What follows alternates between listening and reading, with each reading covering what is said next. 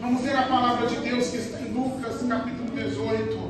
Glorifique o nome de Jesus, meus amados. Jesus está aqui, aleluia. E a casa do Senhor é a casa de oração. Lucas, capítulo 8, desculpe, é capítulo 8. Glórias a Deus. Nós vamos ver muitos versículos nesta noite. Vamos começar por Lucas. Bênção. Aleluia. Glórias e honra ao nosso Deus. Capítulo 8, versículo de número 4. Glórias a Jesus. Glórias ao Deus Todo-Poderoso. Amém? Diz assim a palavra do Senhor. E ajuntando-se uma grande multidão, e vindo de todas as cidades ter com ele, disse por parábolas: um semeador saiu a semear a sua semente, e quando semeava, caiu alguma junto do caminho e foi pisada, e as aves do céu a comeram. E outra caiu sobre pedra, e nascida secou-se, pois que não tinha umidade. E outra caiu entre espinhos, e crescendo com ela os espinhos, a sufocaram. E outra caiu em boa terra, e nascida produziu fruto, a 100 por 1. Dizendo ele estas coisas, clamava: quem tem ouvidos para ouvir, ouça. Senhor, aqui está a tua palavra, e o Senhor já está falando conosco desde o começo desse culto e vai continuar falando. Continua, Espírito Santo, revelando tudo aquilo que o Senhor tem para os nossos corações neste lugar, nesta noite, em nome de Jesus. Pode se assentar, amada igreja. Irmãos, Jesus, ele conta uma parábola do reino sobre um semeador e uma semente, vários tipos de terra, de solos que recebem esta semente. O semeador é aquele que leva a palavra. A semente é a palavra de Deus. Amém. E os tipos de solo aonde caem as sementes são os mais variados corações, as mais diversas pessoas que ouvem a palavra. E aqui nós vamos ver que o semeador é o mesmo, a semente é a mesma, mas os resultados são diferentes, porque os corações, o solo, as pessoas que recebem esta semente, essa palavra, elas recebem de maneiras diferentes. Então, o que vai determinar o resultado aqui não é o semeador e nem a semente, mas o tipo de solo onde essa semente vai chegar. Isso se aplica a nós. O que define a vitória do cristão, o que define a nossa vitória, a nossa vida espiritual, o nosso crescimento, nosso progresso, não são as pessoas. O que define não é aquilo que possa estar sendo nos oferecido neste ambiente, se é por um pregador famoso, um pregador simples, uma criança, uma mulher, um homem. O que define o que nós seremos, ou quem nós seremos depois do culto, é com que tipo de coração nós estamos adorando a Deus nesse lugar. Muitas vezes nós colocamos a culpa. O culto foi ruim por causa do louvor. O culto foi ruim por causa do pregador. O culto foi ruim por causa do som. O culto foi ruim por causa do barulho da rua. O culto foi ruim porque estava muito cheio. Ou o culto foi ruim porque estava muito vazio. Nada disso define. O que define é o nosso coração. Se nós estivermos aqui ou em qualquer outro ambiente de adoração com o nosso coração verdadeiro diante de Deus, a semente é a palavra que é semeada. O pregador é um canal de Deus.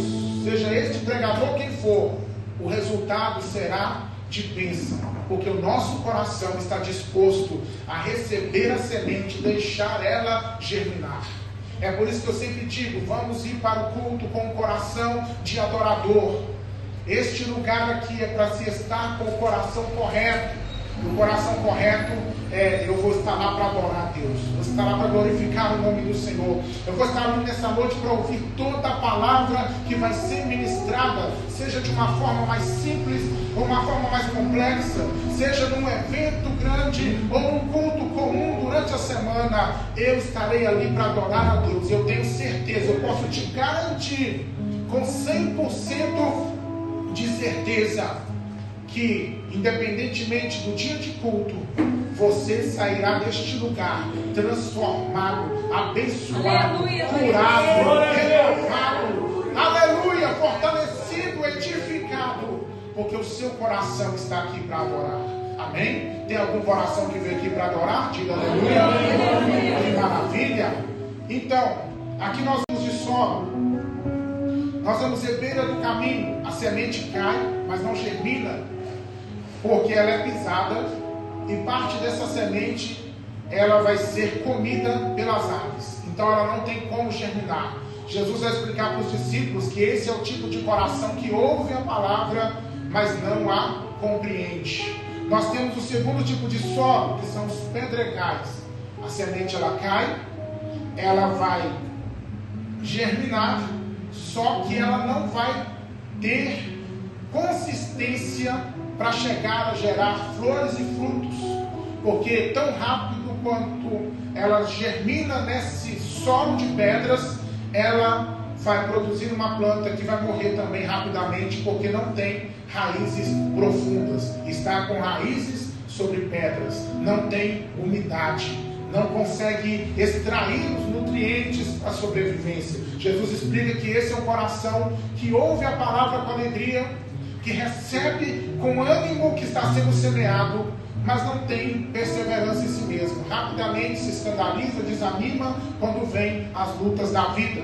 Nós temos o terceiro tipo de solo, que é aquele que está cercado de espinhos. A semente cai, ela germina, ela produz a planta que vai crescendo, a planta vai se expandindo, só que quando chega o momento de gerar flores e frutos, esta planta começa a definhar, porque ela fica sufocada devido aos espinhos que estão ao redor. Jesus explica que esse é o tipo de coração que ouve a palavra, recebe com alegria, começa a crescer, só que quando chega a hora de dar frutos de verdade, esse coração, essa pessoa não progride, porque ela é sufocada. Jesus diz que pelos prazeres, pelos cuidados, pelas ansiedades, pelos desejos mundanos. É assim que é o coração cercado de espinhos. Mas Jesus vai falar sobre um quarto tipo de terra, que é a terra boa, é onde a semente cai, e ali tem terra, ela entra pela terra, ela vai germinar, ela vai ter raízes profundas, vai trazer umidade, vai trazer nutrientes, aquela planta cresce e ela não tem espinhos ao redor, então ela consegue fluir, progredir, florescer, então ela vai dar flores e ela vai dar frutos na medida própria e na estação própria. É assim o coração que recebe de bom grado a palavra de Deus e permite que essa palavra produza a transformação com a qual ela foi enviada, com o objetivo com que ela foi semeada. Que esse seja o nosso coração, que esse seja o nosso anseio todos os dias, que Deus tenha lugar na nossa vida. Que o Espírito Santo ache lugar, através da palavra de Deus, para nos transformar por completo. Amém? Porque estar na presença de Deus não é para nos fazer sentir bem, é para nos transformar. E muitas vezes, para nos transformar, Deus não vai querer que nós nos sintamos bem, mas que nós nos sintamos arrependidos. E arrependimento dói, quebrantamento dói, humilhar-se diante de Deus dói, não é confortável, mas é saudável, porque é melhor chorar no altar de Deus, arrependido por um pecado ou por um confronto da palavra, do que sair feliz de um ambiente de culto, mas com o ego massageado, com a alma carregada de pecado e achando que está tudo bem. É melhor sair de um culto chorando, porque a palavra veio, me enquadrou, me animou, me corrigiu, me humilhou, me feriu, mas é para curar. Diga glória ao nome do Senhor. Então eu quero falar noite especificamente sobre o segundo tipo de solo, que são os pedregais. Eu estava estudando essa palavra e o Senhor me trouxe sobre os pedregais, que é a falta de base, é a falta de consistência. E nós vivemos hoje um tempo de cristianismo em geral, onde falta muita consistência, falta muita base espiritual para as pessoas. As pessoas, muitas vezes, elas servem a Cristo, mas elas não adquirem profundidade com o Senhor. Vivem uma fé rasa, uma fé fácil de ser destruída por qualquer argumento contrário. Quantos cristãos que seriam salvos se eles cortassem a internet da casa deles? Porque eles não sabem conviver com a internet, porque eles não têm estrutura espiritual e fica na internet dia e noite ouvindo bobagem.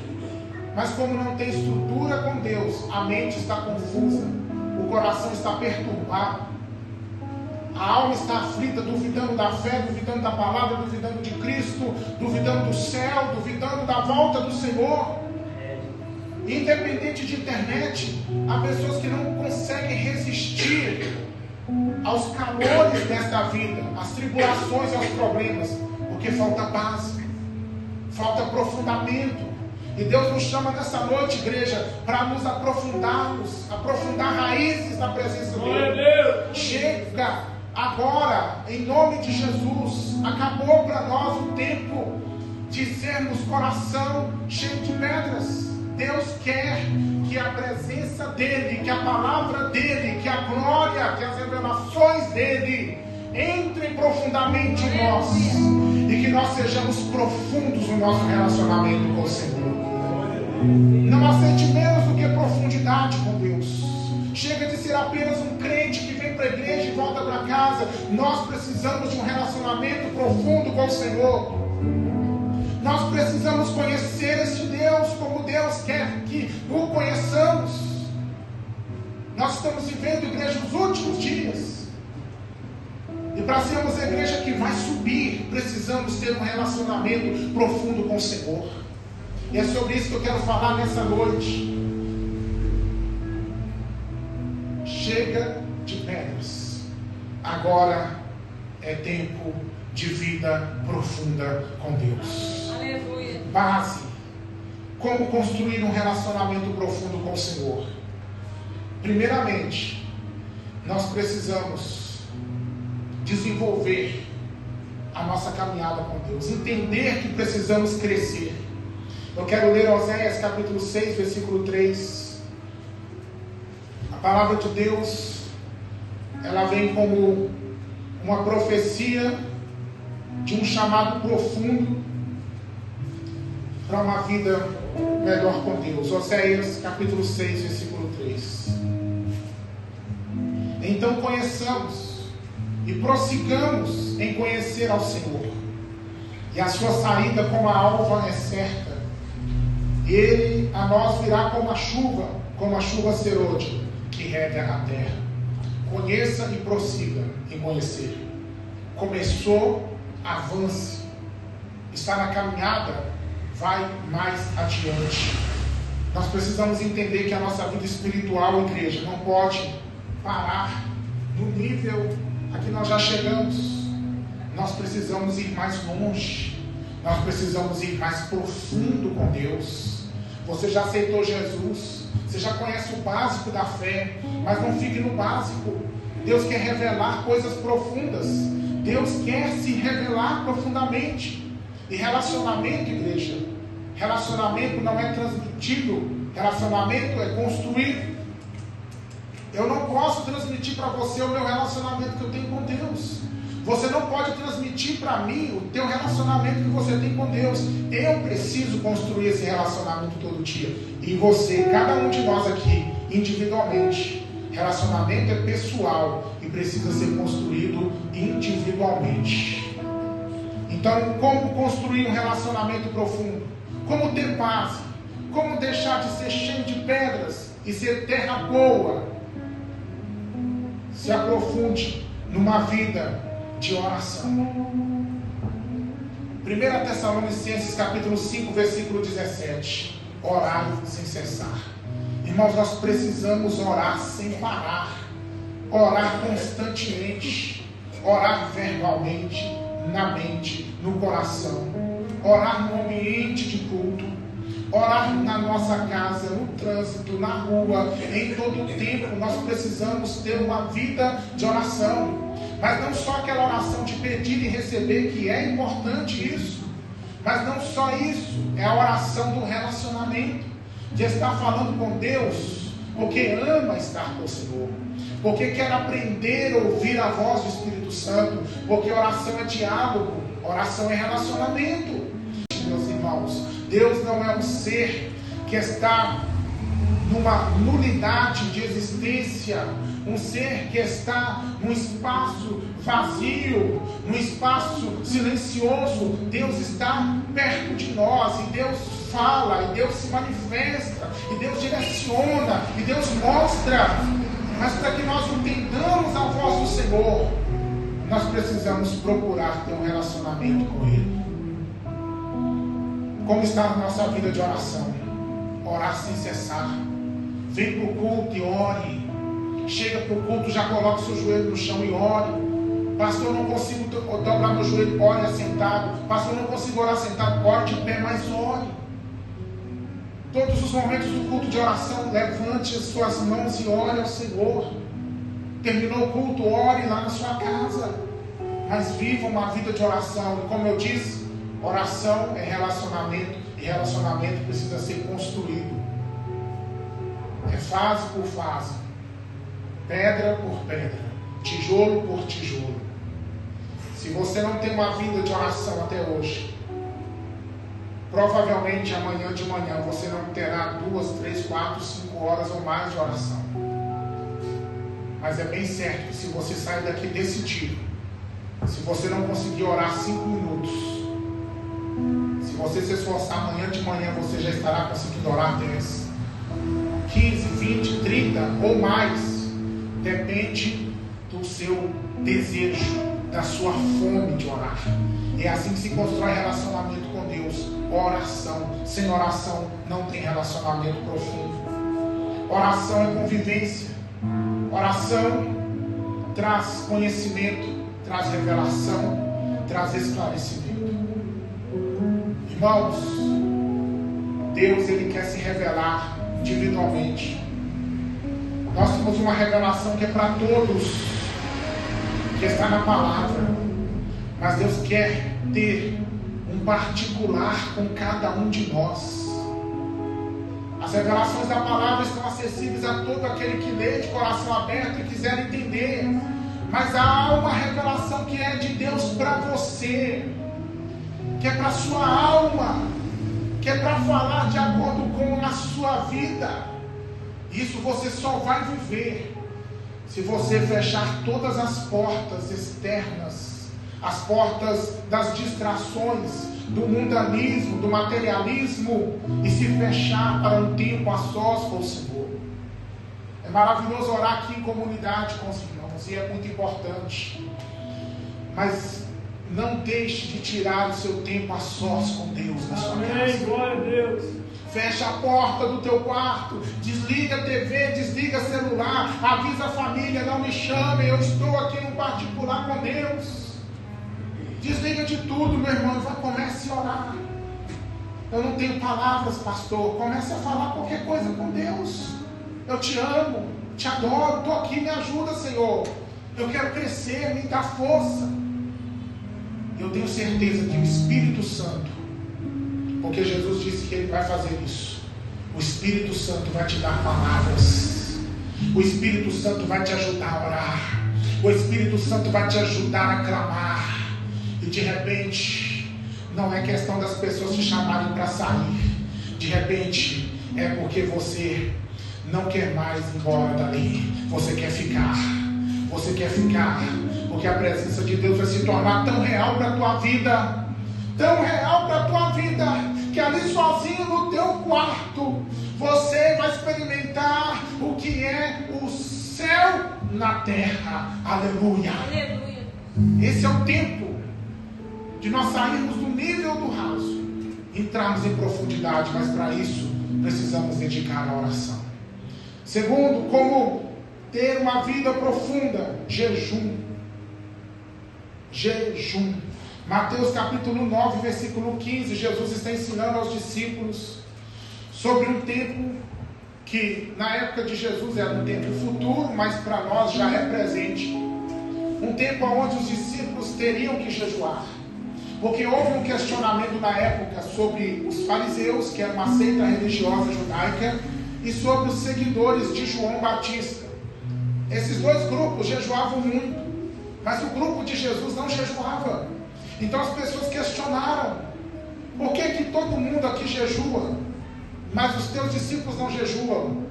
E Jesus vai fazer uma referência à festa de casamento e vai dizer: enquanto os convidados estão junto do noivo, eles não vão jejuar, estão numa festa. Mas quando o noivo partir, aí então jejuarão. Jesus estava dizendo que aquele tempo dele com os discípulos ali era uma festa de milagres, de curas, de presença real de Jesus ali, física com eles. Mas que depois desse tempo, então, seus discípulos estariam indo a jejuar. Nós hoje somos discípulos do Senhor, e esse tempo de jejuar chegou. E quando Jesus disse jejuarão, é porque ele tinha expectativa que a sua igreja jejuasse. Jejum, meus amados, é diferente de propósito. Propósito é quando nós abrimos mão de alguma coisa, como projeto espiritual. Eu vou ficar sem internet, eu vou ficar sem Instagram, eu vou ficar sem assistir isso, aquilo, para me dedicar um tempo para Deus. Vou ficar como um propósito, como um voto a Deus. É algo que eu gosto muito e eu vou deixar por um tempo como um voto, dedicação a Deus. Vou sacrificar isso aí ao Senhor. É válido, é propósito, mas não é jejum. Jejum bíblico é abstinência de alimento. É literalmente ficar sem comer, ficar sem beber, com propósitos espirituais. O jejum bíblico, para funcionar conforme a Bíblia mostra, é ficar sem comer por um tempo determinado, com propósitos espirituais. Então você vai tirar um tempo que você mesmo vai determinar. Jejum é pessoal, então cada um tem o seu jejum, tem o seu tempo, mas você vai colocar isso diante de Deus e vai dizer: Senhor, vou ficar até tantas horas sem comer, sem beber. Dependendo do quanto de jejum você pode beber líquido, água, mas o importante é que você faça o jejum a Deus constantemente. Não espere para vir uma crise para jejuar. Jejue durante a sua vida, porque o jejum não é só para desatar o impossível. O jejum não é só para destruir as potestades, as castas mais fortes de demônios. O jejum, ele vai muito além de receber alguma coisa. O jejum nos transforma. O jejum nos quebranta. Eu separei aqui algumas bênçãos do jejum. Quebrantamento nos faz mais abertos para as coisas espirituais. Por que às vezes a gente é tão duro no nosso entendimento da palavra? Está faltando jejum. Por que às vezes a gente ora, canta e parece que não subiu? Uma das causas desse impedimento é a falta de jejum. Por que às vezes nós nos sentimos tão fracos espiritualmente? Uma das causas é a falta de jejum. Por que às vezes, meus irmãos, nós estamos tão bravos, irritados, nervosos, briguentos? Falta de jejum é uma, não a única, mas é uma das causas. Que o jejum nos quebranta, nos faz ficar mais mansos, porque a nossa carnalidade, ela dá lugar à espiritualidade.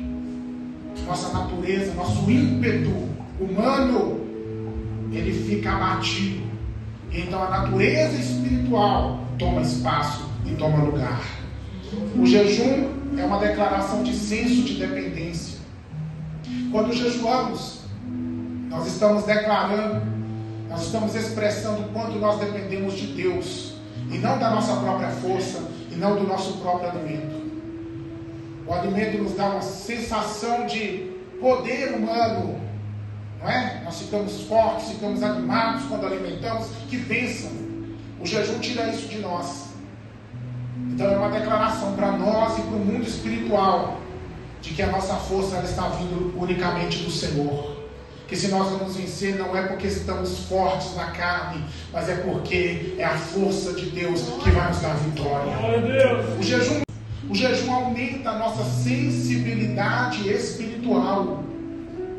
Você sabia que você tem olhos espirituais, ouvidos espirituais, que você tem uma boca que é espiritual? Você sabia disso? Amém. Que você tem sentidos espirituais. Nós temos sentidos humanos, visão, audição, tato, paladar, mas todos esses sentidos eles também são voltados para o espiritual. E às vezes nós não conseguimos ver os anjos de Deus trabalhando no meio da igreja. Muitas vezes não conseguimos ver os demônios que estão em algumas situações. Muitas vezes não conseguimos sentir. Não estou falando de emoção, igreja. Estou falando de sentir espiritual. Não conseguimos sentir o ambiente espiritual. Por quê? Porque os nossos sentidos espirituais estão bloqueados. Bloqueados pelo quê? Pela carne.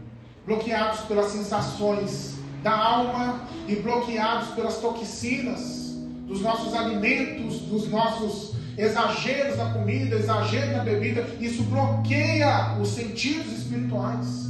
Mas quando você jejua, aí começa a acontecer uma limpeza. As toxinas vão saindo, a natureza humana vai ficando amortecida, e aí a vida espiritual começa a florescer. Você percebe que os seus olhos vão entender e enxergar coisas que naturalmente você não enxergava antes. Quando você abre a Bíblia para ler, o seu entendimento é outro. Então, em nome de Jesus, a sua audição espiritual é aberta. Você fica sensível a tudo aquilo que o Espírito Santo de Deus está falando. Há muitas direções que nós só vamos receber se nós estivermos vivendo uma vida de jejum a Deus. Não que o Espírito Santo não queira falar, é porque os nossos ouvidos não estão abertos para escutar. E o jejum nos ajuda a sermos sensíveis. Quando você está numa vida de jejum, irmãos, é maravilhoso. É maravilhoso.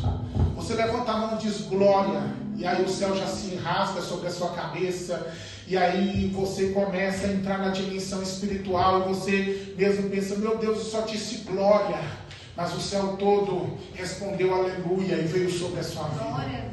Isso está disponível para todo cristão, mas por que nem todos nós vivemos nessa dimensão? Falta de jejum. Nós estamos pesados, nós estamos com os pés muito na terra, mas Deus nos chama nessa noite, aprofunda a sua vida espiritual através da oração e através do jejum constante. Diga glória a Deus.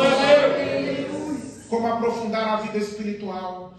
Além de jejum e oração, Bíblia, palavra de Deus, leitura, estudo, meditação, leitura e estudo. Bíblia todo dia, irmão. O crente não pode só ler a Bíblia dentro da igreja. O crente não pode deixar para ler a Bíblia só uma vez na semana. O cristão precisa ler a Bíblia todos os dias da sua vida. Eu quero falar aqui sobre João capítulo 5, versículo 39. Quero ler com vocês. Glória a Deus. João capítulo 5, versículo 39. Olha o ensinamento que Jesus nos dá sobre a importância da sua palavra. Examinais as Escrituras, porque vós cuidais ter nelas a vida eterna, e são elas que de mim testificam. As Escrituras têm o poder de gerar vida, e são essas Escrituras que testificam, que falam, que revelam, que mostram, que ensinam, que orientam sobre Jesus. Igreja, nós nunca vamos crescer espiritualmente no nosso relacionamento com Deus se nós não conhecermos o que de Deus já foi revelado nessa palavra. Eu falei aqui sobre Deus se revelar individualmente. E às vezes estamos buscando essa revelação individual e esquecendo a revelação que já está em nossas mãos. É preciso de nós, como crentes, lermos a Bíblia com intenção de aprender. de crescer, de deixar a palavra nos ler, porque essa é uma palavra viva. A palavra, quando nós lemos, ela vem falar conosco, ela nos corrige, ela nos exorta, ela nos mostra, ela nos aponta os nossos erros. A palavra de Deus abre os nossos olhos, amplia a nossa visão e estrutura a nossa vida espiritual. O cristão que é baseado na palavra, ele tem força, ele tem sabedoria do céu, ele tem direcionamento, ele tem autoridade. A sua fé não é uma fé emocional, mas é uma fé estruturada, que ele se emociona não por aquilo que ele sente, ele se emociona por aquilo que ele sabe, que ele vive conforme a palavra de Deus, ela diz. Glória a Deus. E é totalmente diferente você se emocionar, chorar, se arrepiar, ter vontade de celebrar por alguma coisa externa que vem fazer você sentir. É diferente quando você está sentindo porque você conhece o Deus que você está adorando. E esse Deus te emociona. Isso faz com que a sua alma se derrame. Porque você, como disse Jó, não conhece a Deus só de ouvir falar. Você conhece a Deus porque agora os seus olhos estão vendo. Por isso que Jó concluiu depois da experiência da luta dele. Antes eu te conhecia só de te ouvir falar, mas agora os meus olhos te veem. Quer ver o Senhor? Aqui ó, olha Deus se revelando, olha Deus se mostrando. Gênesis, Êxodo, Levítico, Números, Deuteronômio, Josué, Juízes, Ruth e por aí vai. A palavra de Deus são 66 livros, 31.173 versículos, 1.189 capítulos. É revelação para toda hora. Basta nós querermos receber. Mas por que nós não recebemos? Se está exposto para nós, é porque falta a nossa parte. E qual é a nossa parte? É tão simples. É abrir a Bíblia e começar a ler com o coração aberto. E deixar o Espírito de Deus nos conduzir. Então a palavra nos ensina, a palavra transforma a nossa forma de pensar. Romanos capítulo 12, versículo 2 diz que nós precisamos deixar com que a nossa mente ela seja transformada. Transformai-vos, pois, pela renovação do vosso entendimento, para que experimenteis a boa, perfeita e agradável vontade de Deus. Nosso entendimento tem que ser transformado. Porque quando nós viemos para Cristo, a gente vem com entendimento carnal. Nossa mentalidade é carnal. Mas a palavra de Deus transforma a nossa forma de pensar. Quanto mais você lê, mais a sua mente é transformada. E mais você vive o que a Bíblia diz, que é ter a mente de Cristo. Amém? Amém. A palavra de Deus é fundamento e base para uma fé sólida. Fé sólida. O que é uma fé sólida? É aquela fé que não fica variando, irmão. Hoje eu estou muito crente, hoje eu quero o céu, hoje eu venço o mal, mas amanhã eu não sei se eu sou crente, eu não sei se Deus existe, eu não estou sabendo de mais nada. A fé não pode ser assim. É claro que a vida do cristão, já falei isso aqui outras vezes, nós temos momentos de angústia, de tristeza, de abatimento, de esfriamento. Sim, temos esses momentos de desânimo, de cansaço, momentos aqui que pensa, Senhor, se o Senhor não me carregar, eu não sei como que vou dar meus próximos passos. É uma coisa, é comum isso acontecer na vida de todo cristão que é um ser humano que está sujeito às intempéries da vida que nos atingem. Uma coisa é isso, outra coisa é ter uma fé variável, porque o cristão pode estar triste, mas continuando firme, crendo no Senhor. O cristão pode estar abatido, mas a fé dele não se larga de Jesus. O cristão pode estar entristecido, pode estar aborrecido, pode estar desanimado, mas o coração dele continua amando o Senhor. Isso é uma fé sólida. Glória a Deus. Sentimentos variam, mas a fé verdadeira não pode variar. Então qual que é a diferença da fé que varia? É aquela pessoa, como eu já falei aqui, tem hora que crê em Deus, tem hora que não crê mais em Deus, tem hora que quer ir para o céu, tem hora que nem sabe se o céu existe mais. Não pode ser assim, meus amados. As bases da nossa fé têm que ser bem sólidas. Nós temos que ter certeza quem é Jesus, quem é Deus, quem é o Espírito Santo. Eu vou para o céu, Jesus me salvou, me perdoou, me resgatou, Jesus está comigo. São bases sólidas, que vão manter a nossa vida firme em meio às jornadas até o dia que o Senhor nos chamar ou vier nos buscar. E por último, como ter um relacionamento profundo com o Senhor. Como ser terra boa, como ter uma vida espiritual enraizada, estruturada, vigilância. Mateus 26, versículo 41, Jesus vai dizer assim: vigiai e orai, porque o espírito está pronto, mas a carne é fraca. Jesus está falando para os seus discípulos em um dos momentos mais terríveis da vida daqueles homens, porque a partir dali no Getsêmani, eles iriam ver o seu mestre sendo preso, açoitado, crucificado e morrendo. Toda a esperança deles, toda a visão deles, a dedicação e os sonhos daqueles discípulos a respeito de Jesus, eles veriam com seus olhos físicos tudo desabando em uma noite.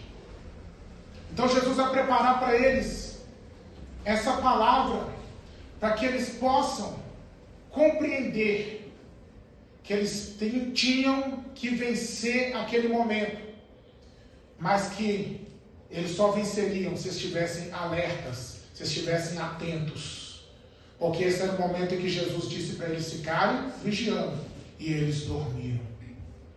Era para eles estarem vigiando enquanto Jesus estava orando por eles. Jesus foi orar e encontrou eles dormindo. Foi por isso que Jesus fala isso aqui. Igreja, para a gente permanecer firme, nós temos que vigiar. Porque o Espírito está pronto. O que é o Espírito pronto? É um coração que ama a Deus. É o seu coração que recebeu a salvação. É o seu interior que quer as coisas do céu. Isso é o Espírito pronto, é o seu desejo, a sua vontade de fazer as coisas certas. É a vontade que você está tendo, que depois dessa mensagem você vai orar mais, vai ler mais a Bíblia, vai jejuar mais. Esse é o Espírito pronto. O interior que quer as coisas de Deus, mas a carne é fraca, irmãos. A nossa natureza humana é falível, é limitada, é frágil. Então, como não cair por causa da carne? É não dar a ela o que lhe sustenta, o que lhe alimenta. Vigiar é não dar ocasião às nossas intenções, inclinações malignas. É não nos colocar diante de coisas que podem nos fazer cair. Isso é vigiar. Então, se você conhece alguma coisa que é sua fraqueza, foge disso. Corre, passa de largo. Não fique se expondo a tentações que você pode evitar.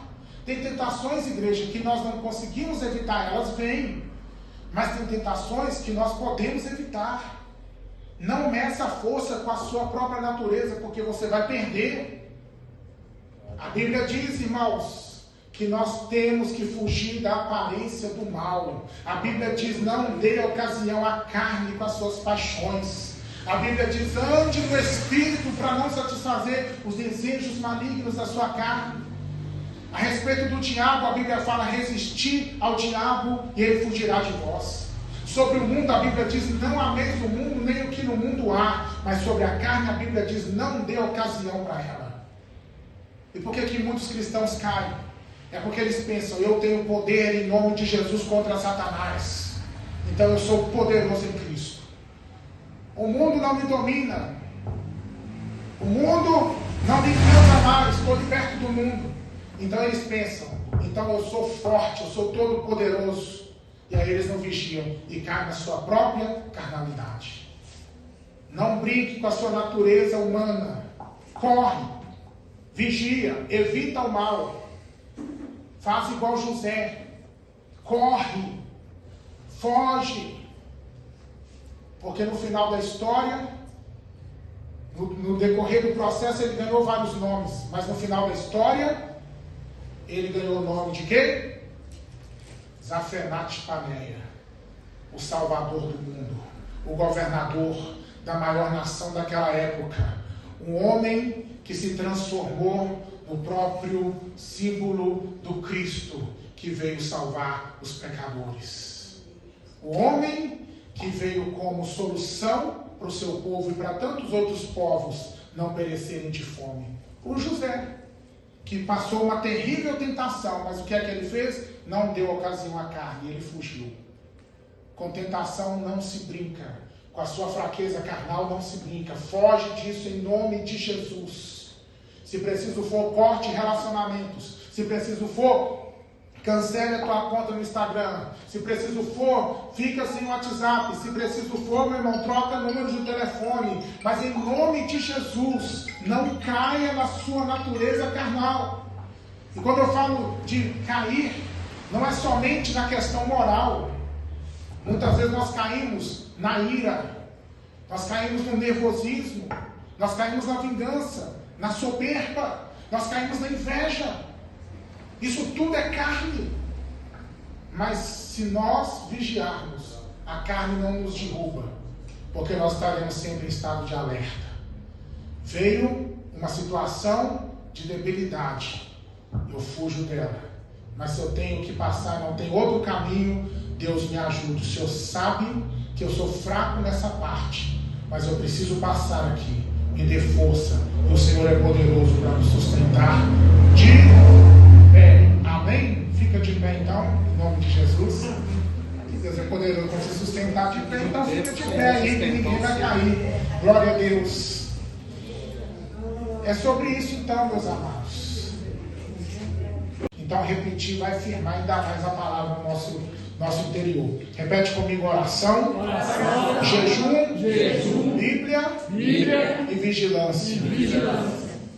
Quando eu, fala mais forte, quando eu praticar essas quatro coisas, eu fizer disso a minha vida, eu tenho certeza de que minha vida espiritual nunca mais será a mesma.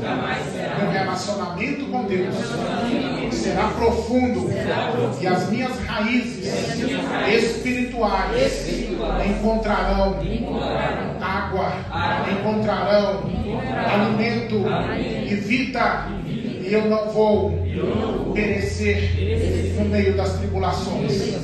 Vou permanecer firme e fiel, porque eu já conheci o Senhor e vou prosseguir conhecendo Ele em toda a minha vida. Amém? Só você que entendeu a palavra, bate palmas para Jesus.